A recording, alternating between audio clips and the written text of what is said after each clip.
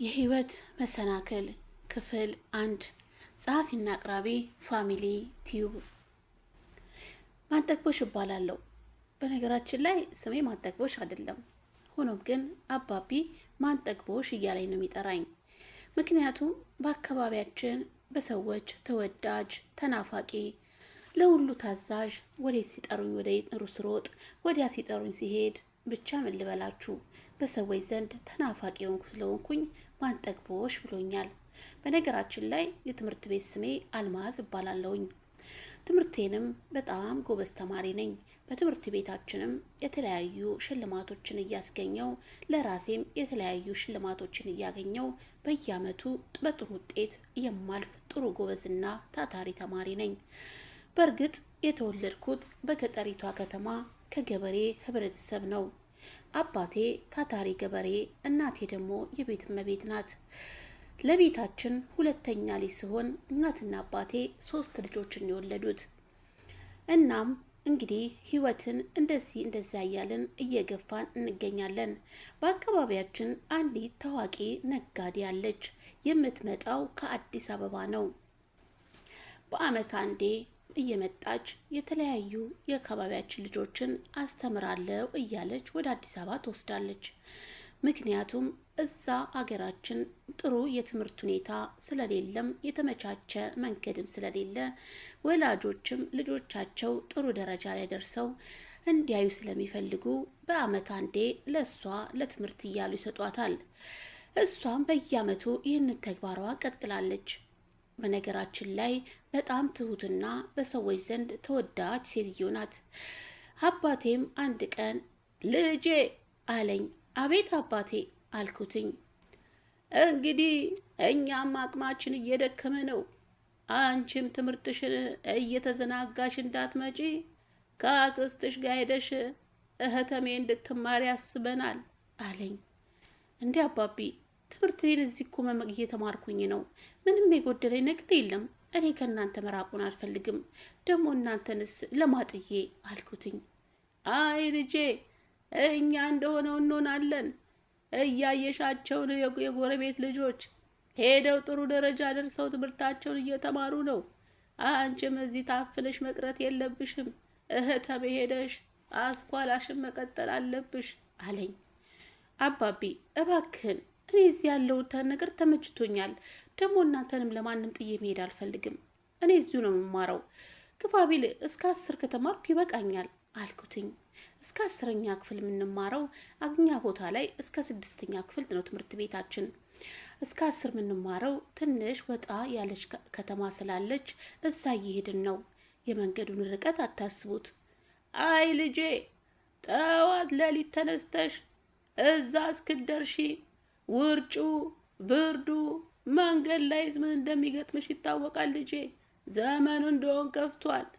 እናም እዛ ያክስትሽ ጋር ሄደሽ መማር አለብሽ። ነገሮችን አስተካክዬ እሰድሻለሁ አለኝ። በቃ ምን እንደማረግ አላቅም። እናትና አባቶቼን እህትና ወንድሞቼን ለማጥዬ ነው የምሄደው ብዬ አሳሰበኝ።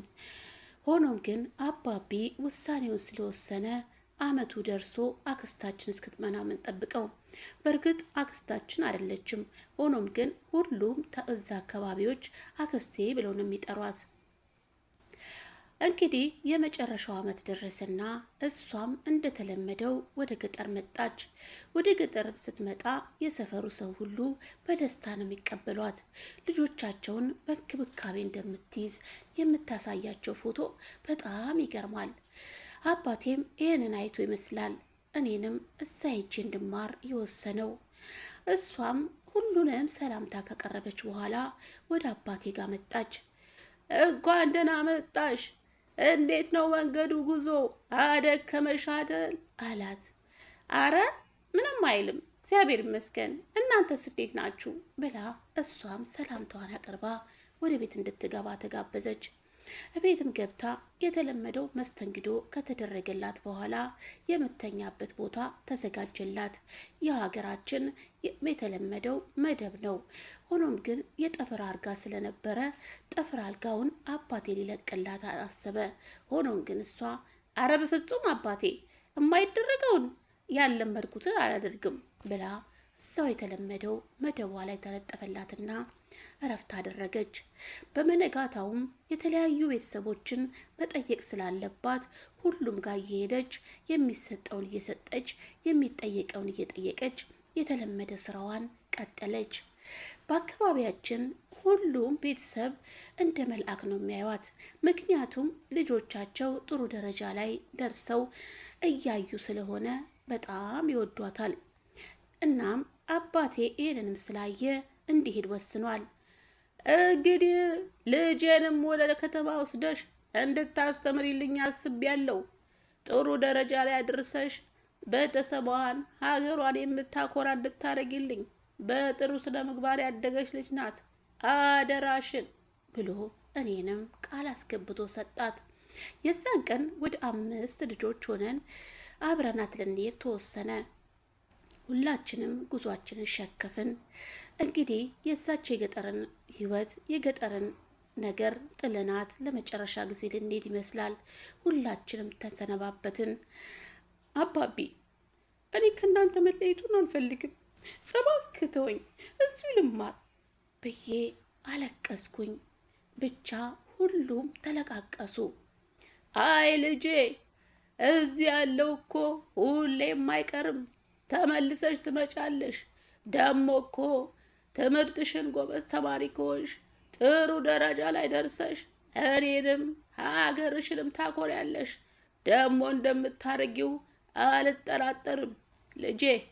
እኔ መርቄ ሸኝሻለሁ። መልአኩ ቅዱስ ሚካኤል ከፊትሽ ይከተልሽ ብሎ አባቴ መረቀኝ። ጉልበቱ ስር ድፍት ብዬ አለቀስኩኝ። ሆኖም ግን የኔ እንባ ከጉዞዬ አላስቀረኝም። ብቻ ምን ልበላችሁ፣ እናቴንም አባቴን እህቶቼን ወንድሜን ለመጨረሻ ጊዜ መስል አልቅሼ ተሰናበትኳቸው። በመነጋታውም ከሌሊቱ 11 ሰዓት ሁላችንም ተሰባስበን ጉዟችንን ጀመር። የእግር ጉዞ ከ7 ሰዓት ወይም ከ8 ሰዓት በኋላ ከተማ ደረስን። በጣም ሩቅ ነው። የገጠር መንገድ ያው ታውቁታላችሁ። ቁልቁለት፣ ዳገት አድካሚ ነው በጣም። ብቻ ምን ልበላችሁ፣ ከተማ ስንደርስ አመሻሽ ሊሆን ትንሽ ነው የቀረው። እዛም ከደረስን በኋላ የሁል ጊዜ የምታርፍበት ሆቴል ስላለ ወደ ተዘጋጀላት ማረፊያ መራን። ሁላችንም አንድ ክፍል ላይ ተዘጋጅቶልን ስለነበረ ወደ እሷ መራን። ሁላችንም ድክም ብሎናል። ብቻ እንደገባን ውድቅ ቃልን። ምክንያቱም በጣም አድካሚ ነው መንገዱ። ይህን ያህል መንገድ የገጠር ጉዞ ተጉዘን አናቅም። ያው ከተማ ቤተሰቦቻችን ይሄዱ እንጂ እኛ ወደ ከተማ ርቀት ያለው መንገድ ሄደን አናቅም። ትምህርትም ቢሆን 2 ሰዓት 3 ሰዓት የሚወስድ የእግር መንገድ ነው የምንጓዘው። እናም እዛም ከደረስን በኋላ የሚበላ ነገር የሚጠጣ ነገር አቀረቡልና ምግባችንን በላልተን ሁላችንም አረፍ አረፋልን። እንግዲያው የህይወት ጉዞ አንድ ብሎ ምዕራፉን ጀመረ። ሁላችንም የትምህርታችን ነገር ነው የሚናፍቀን። ሁላችንም የሀገራችን የመጣንበትን ነገር ሁሉ እያስታወስን ብቻ ሁሉም በየራሱ ነጎደ። እንቅልፋችንም ከተኛም በኋላ በመነጋታው ከሌሊቱ 10 ሰዓት ላይ ተቀሰቀስን። ምክንያቱም መኪና ትኬት ተቆርጦ ስላደረ መኪና ሰዓት ስለደረሰ ተነሱ ተባልን። የያዝናትን ሻንጣ ሁላችንም ተሸክመን ወደ መኪናው አመራን። መኪና ላይም ከወጣን በኋላ ሁላችንም ፍርሃት ያዘን። ምክንያቱም ለመጀመሪያ ጊዜ በመኪና ጉዞ ልናደርግ ነው። ብቻ ምን ልበላችሁ፣ ደስታም አለው ፍርሃትም አለው። እናም መኪናዋ ላይ ከተሰቀልን በኋላ የአካባቢው አየር ሁሉን ነገር እየጎበኘን ጉዟችንን ቀጠልን። ከብዙ ጉዞ ጀምሮ በኋላ አንዲት ከተማ ደረስን። እዛም ከደረስን በኋላ ለምሳ ረፍት አደረግን። ምሳም ከበላላን በኋላ 30 ደቂቃ ስለሆነ ረፍታችን ተመልሰን ወደ መኪናችን ጉዞ ቀጠልን። እንግዲህ ከብዙ ጉዞ ጀምሮ አዲስ አበባ የምትባለው ትልቋ ከተማ የአፍሪካ መቀመጫ የተባለችው ሀገር ደረስን። ያው በወሬ እንጂ በአካል አይቻትም ስለማላቅ በጣም ግርም ትንጫረብኝ። መኪናው፣ ቤቱ አረገኝ። እናቴዋ በፎቅ ላይ ፎቅ እንዲህ የጫኑት እናንተዋ አረገኝ እያልኩኝ ግርምቱን ቀጠልኩኝ። ብቻ ምን ልበላችሁ በጣም ያስደንቃል፣ በጣም ያስገርማል። መናኸሪያም ስንደርስ ሁላችንም ተሰባስበን ከመኪና ወረድን። አክስቴም መኪና ስላላት ሹፌሩ መጣና ሁላችንም በአንድ ላይ ወደ ቤቷ ወሰድን። እቤቷ በጣም ያምራል። ግቢው ውብና ሰፊ ነው። አክስቴ 2 ሴቶች ልጅና 1 ወንድ ልጅ አላት። እዛም ከደረስን በኋላ ወደ ቤት ገባን። ቤቱ በጣም ውብ ነው። ምን ልበላችሁ በጣም ያምራል። ሁላችንም በግርምት ነበር የምንመለከተው የገጠሬ ነገር።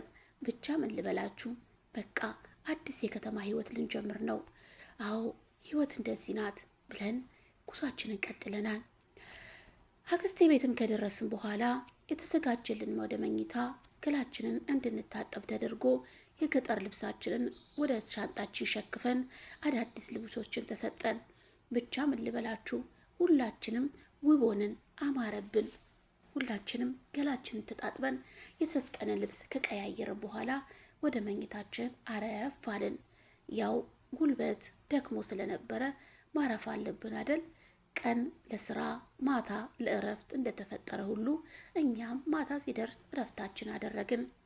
አክስቴም መጣች ወደ መኝታ ክፍላችን። በሉ እንግዲህ ሁላችሁም እረፍት አድርጉ ልጆች። ጉዞ እንዴት ነበር?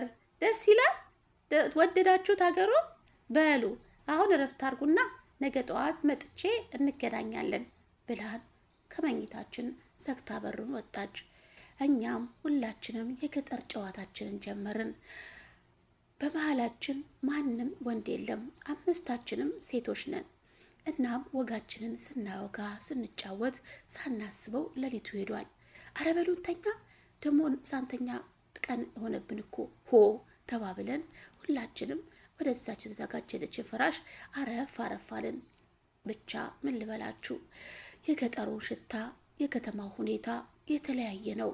ገጠር የኩበቱ ሽታ፣ የከብቶቹ ድምፅ፣ የሰው ፍቅር የተለያየ ነው። ከተማ ግን ሁሉ ነገር ልዩ ሆኗል። ምክንያቱም ሁሉ የገጠር ነገር እዚህ የለም። ገና በአንድ ቀን ገጠር ናፍቀኝ። ብቻ በትዝታ ነጎድኩኝ። ግን ምን ይደረጋል አላማዬ ራሴን አሳድጌ ቤተሰቤን ለመቀየር ሀገሬን ለመቀየር ስለሆነ የመጣውበትን አላማ ሳልዘነጋ መቀጠል እንዳለብኝ አስታወስኩኝ። አዎ አብዬም የነገረኝ እሱን ነው። ምክንያቱም አብዬ በጣም ጠንቃቃና ጎበዝ ገበሬ፣ ልጆቹን ስነ ምግባር ያላቸው አድርጎ ያሳደገ ምርጥ አባት ነው። ብቻ በአንድ ቀን ናፈቁኝ ቤተሰቦቼ። ግን ምን ማድረግ እችላለሁ? ብዙ ኪሎ ሜትሮችን ተጉዤ ከተማ ደርሻለሁ። አዎ አሁን ወደ ኋላ መመለስ የለም ወደፊት ነው ብዬ ራሴን አሳመንኩኝ። በመነጋታውም አክስታችን ወደ ተኛንበት ማደሪያ መታ ቀሰቀሰችን። ሁላችንም ከተኛንበት መኝታችንን አንጣጥፈን ተነስተን ወደ ሳሎን ሄድን። ሳሎንም ስንደርስ ምግብ ተዘጋጅቶ ስለነበረ ምግባችንን በላላን፣ ዋችንን ጠጣጣንና እሷም በሉ ልጆች እንዴት ነው ረፍት? በደንብ አረፋችሁ? ምግቡስ ወደዳችሁት? አለችን።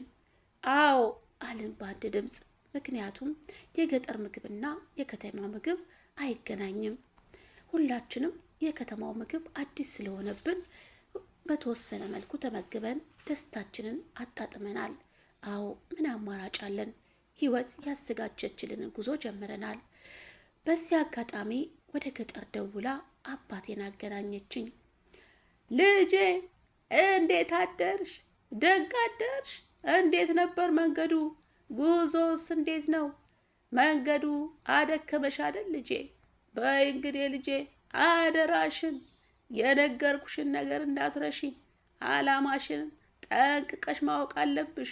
ለምን እንደሄድሽ ለምን እንደተሰደድሽ ማወቅ አለብሽ።